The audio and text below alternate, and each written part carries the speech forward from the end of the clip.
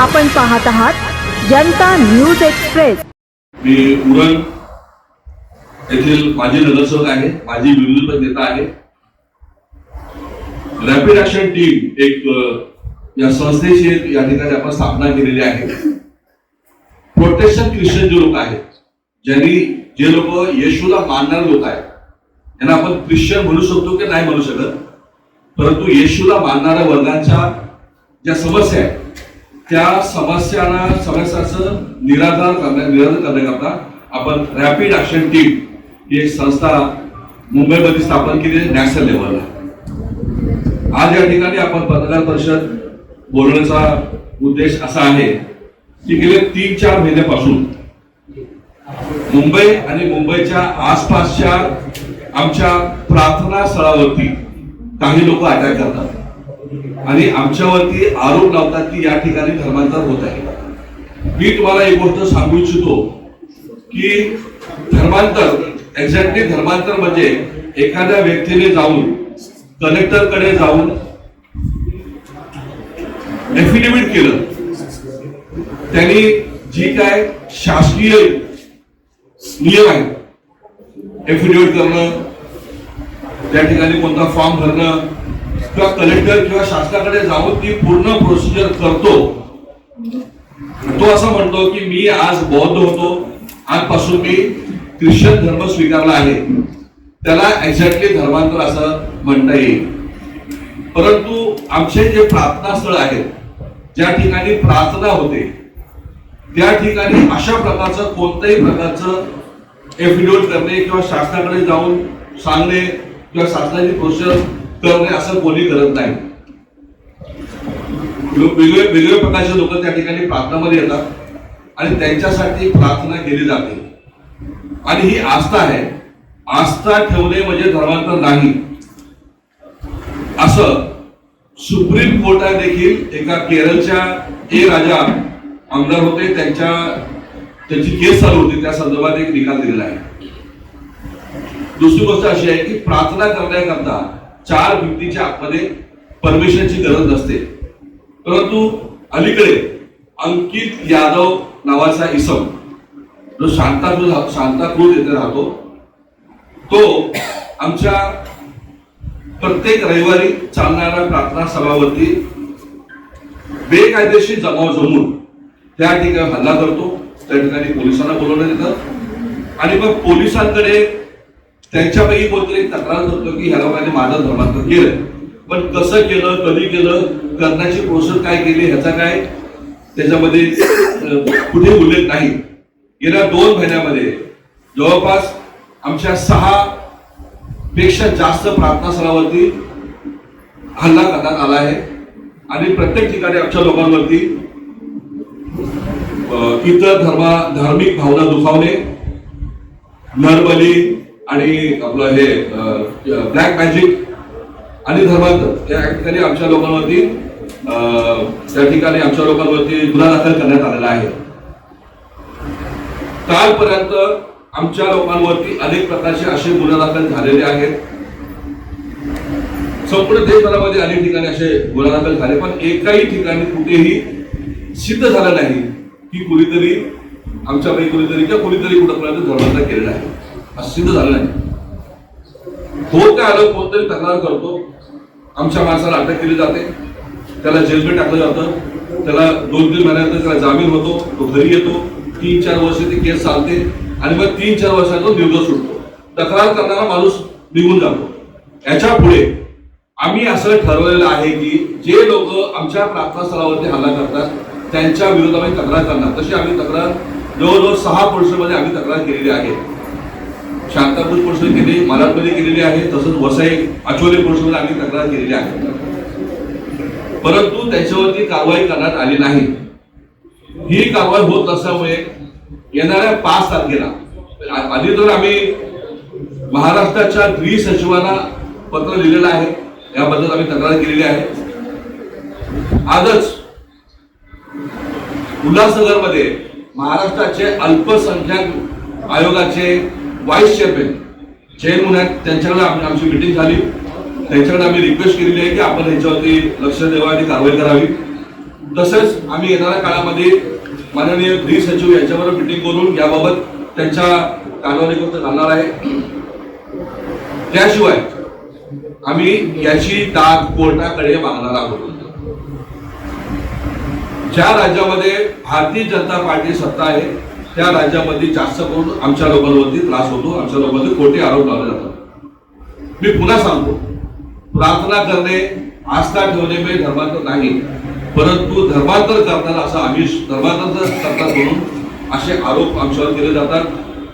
आणि ज्यावेळेस आमच्या प्रार्थना स्थळावर हल्ला होतो, दुसऱ्या दिवशी बातमी येते की धर्मांतराचा कट उधळला. कुणाचं धर्मांतर झालं, किती धर्मांतर झालं, कसं धर्मांतर झालं, धर्मांतर करण्याची प्रक्रिया कशी होती याच्याबद्दल त्याच्यामध्ये सांगण्यात येत नाही. मी आपल्या समोर या ठिकाणी 2 व्हिडिओ दाखवू इच्छितो की वसईला अचोले पोर्सेसच्या हद्दीमध्ये अंकित यादव व त्याची टीम आमच्या प्रार्थना स्थळामध्ये घुसले आणि त्या ठिकाणी सरळ त्यांनी मारहाण सुरू केली. आमच्या लोकांनी त्याला धक्काबुक्की करून नंतर त्या ठिकाणी पोलीस आले, ते लोक खाली उतरले आणि मग नंतर आमच्यावर तक्रार झाली. आमच्या पास्टर त्या ठिकाणी रवी गुप्तावरती तक्रार झाली की या ठिकाणी नरबली, ब्लॅक मॅजिक, इतर धर्माचे धार्मिक भावना दुखावणे आणि धर्मांतर अशी गुन्हा दाखल झाला. आता मला सांगा, पहिली गोष्ट म्हणजे मालाडमध्ये ज्या बाईने असं म्हटलंय की ते आमच्या घरी प्रार्थना करा किंवा तिच्यासाठी प्रार्थना करण्याकरता उषा गुप्ता नावाची बाई गेली होती असं जे म्हणतात, त्या ठिकाणी ती बाई गेली नव्हती. आमचा कोणताही माणूस, आमचा म्हणजे ऍक्च्युली मी काय सर्व लोकांना मानत नाही, परंतु त्या ठिकाणी कोणीही कुठल्याही घरी जाऊन तुमच्यासाठी प्रार्थना करतो असं म्हटलं नाही. उषा गुप्ता नावाच्या बाईवरती, पास्टरवरती जो आरोप केलेला आहे की 8 तारखेला 3 वाजता त्यांच्या घरी जाऊन पाणी मागितलं, त्याची प्रार्थना करतो असे म्हणाले, ते खोटं बोलते.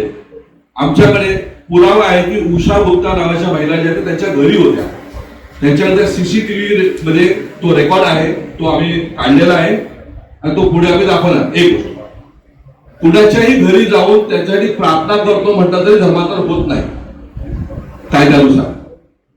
दुसरी गोष्ट, आर्टिकल 25 अनुसार कोणताही माणूस कोणत्याही धर्माचा प्रचार व प्रसार इतर कोणत्याही धर्माला दुखवण्याशिवाय करू शकतो. इथे तसंही कोणी काय केलं नाहीये. फक्त जी बाई आहे, मनाडमध्ये सकाळी काही लोक त्या आमच्या प्रार्थना स्थळामध्ये घुसले, हे धर्मांतर करतात, हे धर्मांतर करून त्या ठिकाणी केलं. पोलिसांनी त्या ठिकाणी बोलवलं आणि पोलिसांनी आमच्या माणसाला सकाळी 11 वाजल्यापासून रात्रभर बसून ठेवलं होतं एखाद्या आरोपीप्रमाणे. त्यानंतर त्या मला वाटतं जयस्वाल काहीतरी नावाच्या महिला त्या ठिकाणी आल्या रात्री 11 वाजता. त्यांनी तक्रार दिली की ह्यांनी माझा धर्मांतर करण्याचा प्रयत्न केला. कसा केला नाही, फक्त घरी येऊन माझी प्रार्थना करतो बोलले, आम्ही तुमच्यासाठी प्रार्थना करतो बोलले, एवढं त्या ठिकाणी स्टेटमेंट आलेलं आहे. आणि आमच्या लोकांवरती 4 प्रकारचे गुन्हे दाखल झालेले आहेत. हे सगळं खोटं आहे. वृत्तपत्र जे पत्रकार आहेत, तुम्हाला माझी विनंती आहे आणि चॅनल्सला माझी विनंती आहे, आपण जी बातमी देतात त्याची कृपया करून शहानिशा करून ती बातमी द्यावी. आता ह्या आपण जो न्यूज चॅनल बघितला त्याच्यामध्ये असं म्हटलं की हे लोक प्रत्येकाच्या घरोघरी जाऊन धर्माचा प्रचार करत होते. वास्तविक तसं काही झालंच नाही. फक्त इथे प्रार्थना चालू होती आणि लोकांनी येऊन त्या ठिकाणी अटॅक केली. आमचं आजच्या या पत्रकार सभेमध्ये आम्हाला विनंती आहे, आपण ही गोष्ट प्रसिद्ध करावी की जे लोक अंकित यादव त्यांचे सहकारी प्रत्येक रविवारी कुठल्या ना कुठल्या प्रार्थना स्थळावर अचानक जातात, त्या ठिकाणी गोंधळ करतात, वास्तविक पद्धतीने गुन्हा करतात. एखाद्या ठिकाणी परवानगी घेतल्याशिवाय आत्म जाणं हा गुन्हा आहे. त्या ठिकाणी चाललेली धार्मिक विधी डिस्टर्ब करणं हा गुन्हा आहे. या 2-3 गुन्ह्याखाली त्याच्यावरती गुन्हा दाखल करावा ही आमची मागणी आहे. आमची आजच्या पत्रकार परिषदेमध्ये हेच आमचं सांगणं आहे. त्या उलट आमचे काही बंधू वेगवेगळ्या ठिकाणी समाजसेवा करतात. आपण पनवेलला आलात कधी तर पनवेलला एक सील आश्रम आहे. त्या सील आश्रम मध्ये जे लोक रस्त्यावर असतात, ज्यांना कोणी वाली नाही, निरर लोक आहेत, जे लोक त्यांच्यावर जखमा झाल्या असतात, त्यांच्या जखमा सडलेल्या असतात, त्यांना आपल्या आश्रममध्ये घेऊन जाऊन त्या जखमा साफ करून त्यांना त्यांचा औषधोपचार बरेपर्यंत करतात. एखादा व्यक्ती जेव्हा शील आश्रममध्ये येतो आणि मग त्या जखमा साफ जखमा साफ केल्यानंतर त्याचा औषध उपचार केल्यानंतर त्याची बुद्धी म्हणजे त्याचा जो मेमरी आहे नावासाठी पुन्हा येते आणि मग तो सांगतो की मी अमुक गावचा आहे. मग त्याला परत त्याच्या ज्या ठिकाणचा आहे त्या ठिकाणी परत त्याला सोडण्यात येतं, त्याची जाण्याची व्यवस्था करण्यात येते. ज्या मनोरुग्ण महिला असतात त्या महिला रस्त्यावर असतात, त्या रस्त्यावर असणाऱ्या महिला कधी कधी गरोदर होतात. पोलीस अशा महिलांना आमच्या शील आश्रममध्ये ठेवतात. त्यांचं डिलिव्हरी शील आश्रममध्ये होते आणि त्यांच्या मुलांना आपल्या मुलासारखे आमचे लोक त्यांना सांभाळतात, त्यांचं शिक्षण करतात, त्यांचं औषध करतात. त्या महिला देखील सांभाळतात. अशा अनेक मुलं मुली आमच्या त्या शील आश्रममध्ये आहेत. त्याशिवाय आमचे लोक, आमची एक संस्था आहे परेलला, जो आपला टाटा हॉस्पिटल आहे, कॅन्सर हॉस्पिटलच्या बाहेर जे लोक असतात त्यांचा जखमा साफ करणे, त्यांना अन्न देणे, त्यांना चहा पाणी नाश्ता देणे, असे आमचे लोक काम करत असतात. आमचे काही संस्था आहे जे गोरगरीब लोकांना औषध उपचारासाठी त्यांना औषधं पुरवतात. आमची संस्था आहे जे लोक जेलमध्ये आहेत त्यांच्या मुलांना शिक्षणासाठी लागणारं साहित्य पुरवतात. ज्या भगिनी काही कारणामुळे व्यवसाय करतात त्यांच्या मुलांचीही निगा राखण्याचं काम आमचे काही ख्रिस्ती लोक ठेवत असतात. या देशामध्ये ख्रिस्ती लोकांनी खूप सेवा दिलेली आहे. मदर टेरेसाने खूप मोठंच काम केलंय, पण छोटे मोठे कामं या मुंबई महाराष्ट्रामध्ये आमचे लोक करत असतात. असं करत असताना, कुठे प्रार्थना करत असताना आमच्यावरती हल्ला होतो. हा आमच्यावरती अन्याय आहे. बरेच वेळा एखाद्या आदिवासी पाड्यामध्ये ज्या ठिकाणी प्रार्थना चालू असेल त्या ठिकाणी जाणाऱ्या लोकांना असं म्हटलं जातं की याच्यापुढे तुम्हाला राशन कार्ड मिळणार नाही, तुम्हाला तुमचं आधार कार्ड तुमचं रद्द करू, तुम्हाला विहिरीचं पाणी मिळणार नाही, तुम्हाला घरकुल मिळणार नाही, तुम्हाला जाती दाखला मिळणार नाही. असे देखील बरेचसे प्रकार सध्या महाराष्ट्रामध्ये होत आहे. शहापूरमध्ये एका ठिकाणी असं झालं, ते तक्रार आपण या ठिकाणी केलेली आहे. मी पुन्हा सांगतो की आपल्या माध्यमाद्वारे की प्रार्थना करणं म्हणजे धर्मांतर नाही, येशूला मानणं म्हणजे धर्मांतर नाही. येशूला मानणं म्हणजे आस्था आहे, आस्था ठेवणं म्हणजे धर्मांतर आहे. त्याशिवाय जो बाप्तिझम जो प्रकार आहे, बाप्तिझम देणे पण हा धर्मांतराचा प्रकार नाही. आपल्याला माहिती आहे हिंदू संघटनाला भाजपचा पूर्ण पाठिंबा आहे आणि ह्या हिंदू संघटना आहेत, बजरंग दलाचे लोक आहेत, ते स्वतःला, आता ते बजरंग दलाचे लोक आहेत मला माहिती नाही, ते लोक स्वतःला बजरंग दलाचा, आम्ही बजरंग दलाचे लोकांवर सांगून तो त्या ठिकाणी ते लोक अटॅक करतात आणि यांना भाजपचा सरकारचा पूर्ण पाठिंबा आहे. जर सरकारचा पाठिंबा नसता एवढी तक्रार करून देखील त्याच्यावर कारवाई होत नाही. हो, आम्ही आचोले पोलीस स्टेशनमध्ये तक्रार दाखल केलेली आहे, आम्ही शांतापूर पोलीस स्टेशनला तक्रार दाखल केलेली आहे. आता आणखी ज्या पोलीस स्टेशनमध्ये काही 6 ठिकाणी आम्ही तक्रार केलेली आहे. उद्देश धर्माला बदनाम करणं असं आहे. त्यांचं असं म्हणणं आहे की आमच्या हिंदू लोकांना तुम्ही धर्मांतर करताय. मी तुम्हाला सांगतो धर्मांतर करत नाही.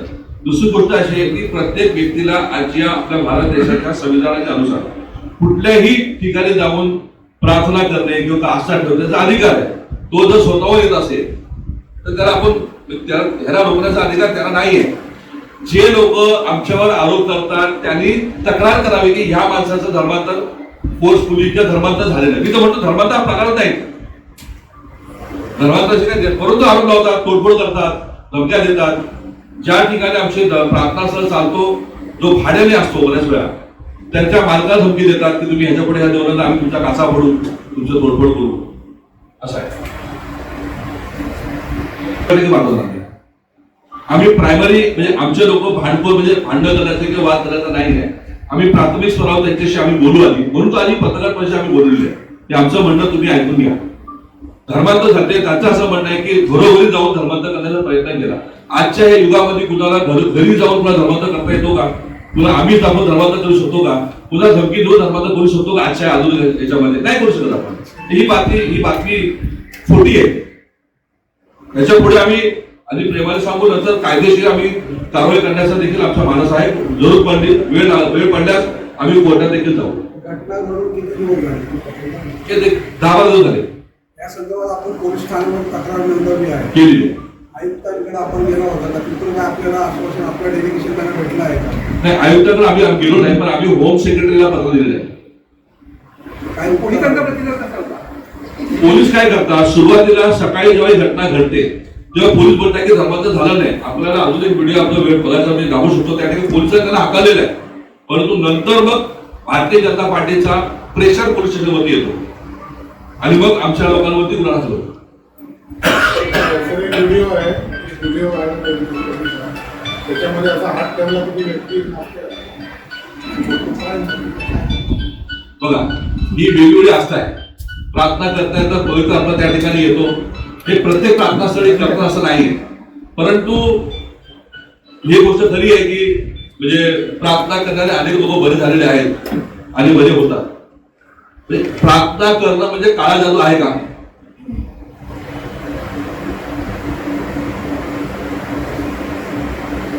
आपण इतर मंदिरामध्ये जातो, कधी कधी त्यांना लोकांचे साधू पण हात ठेवून आशीर्वाद देतात.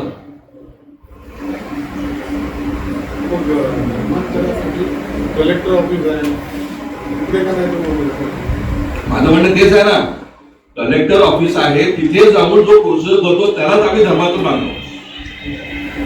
तो धर्मांतर आहे. इथे काय नाही, फक्त आस्था आहे, प्रार्थना आहे. उद्या तुम्हाला वाटलं की एखाद्या प्रार्थना सभेत जावं, त्या ठिकाणी तुम्ही गेला तर मी तुम्हाला सांगितलं की या ठिकाणी प्रार्थनेला यावं भाऊ. आता मी जर तुम्हाला बोललो की तुम्ही या ठिकाणी आमची प्रार्थना त्या ठिकाणी येतं, त्याला धर्मांतर असतो म्हणू शकता का? तुम्ही त्या ठिकाणी आलात तर तुमचं धर्मांतर झालं का? हीच गोष्ट आज आम्ही या ठिकाणी आपल्या सगळ्या वाहिन्यासमोर पत्रकारांसमोर सांगण्याकरता आम्ही आणि याच्या पुढे कालपर्यंत ख्रिस्ती लोकांच्या पत्रकार सभा एकादच झाल्या असतील, पण याच्या पुढे वेळोवेळी पत्रकार परिषद घेतलेली आहे. त्यामुळे काय होतं, आता ही बातमी आपण बघितली, ही बातमी संपूर्ण महाराष्ट्राने बघितली आणि ह्या बातमी बघणाऱ्या प्रत्येक माणसाला असं वाटतं की हे लोक जाऊन घरोघरी जाऊन धर्मांतर करण्याचा प्रयत्न करत आहेत. मग ह्या गोष्टीचं खरं सत्य जनतेसमोर आणण्याकरता वेळोवेळी आम्ही याची पत्रकार परिषद घेणार आहोत. अचूक बातम्या, निपक्षपाती विचार, अन्यायाविरुद्ध वाचा फोडणारे परखड विचारांचे सार्वभौम दैनिक प्रजासत्ताक जनता.